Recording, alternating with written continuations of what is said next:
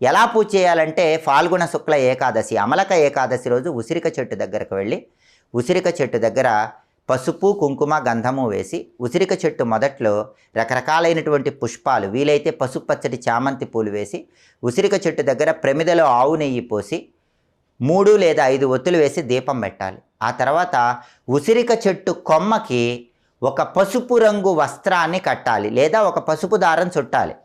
ఆ తర్వాత ఉసిరిక చెట్టుకు ప్రదక్షిణలు చేస్తూ ఓం విష్ణు రూపిణ్యై ధాత్రేయి నమః అనే మంత్రం మనసులో చదువుకోవాలి. ఓం విష్ణు రూపిణ్యై ధాత్రేయి నమః ఇది చదువుకుంటూ ఉసిరిక చెట్టుకు ప్రదక్షిణాలు చేయాలి.